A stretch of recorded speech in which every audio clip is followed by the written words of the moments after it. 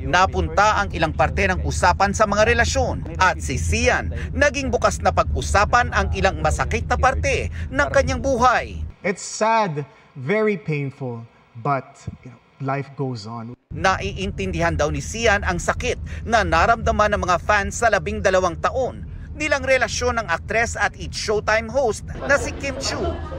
Pero tila nalilimutan daw ng mga tao na sila ang unang nakaramdam ng sakit nito. At patuloy pa rin daw itong nakakasakit kay Sian. Ba't nagpapaliwanag si Sian? This is the first time you're opening up to something like that. Yes, I open up to you off cam.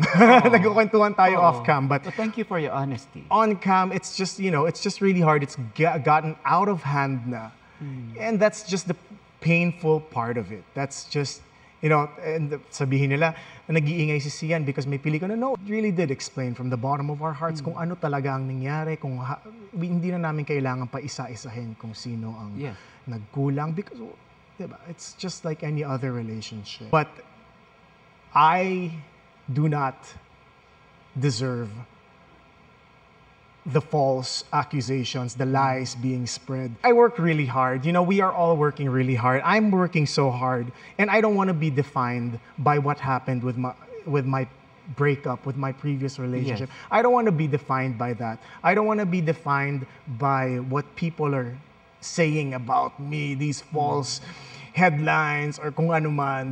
Hindi na itinago ni Sian ang kanyang pagkadismaya, lalo't nakakaapekto na rin daw ito sa mga taong mahal niya. Sige, ako na po yung tirahin nila, but not my family. Yun po, also just giving a little context is nadadamay na rin kasi yung nanay ko, pati yung lola ko, they're getting personal messages. I'm getting death threats. My mom's getting death threats. Umaabot sa ganon? Yes, umaabot na po sa ganon. That's the gravity of the situation I'm dealing with now. So, my family does not deserve that. All that made up lies. So ayoko nang mandamay pa ng iba.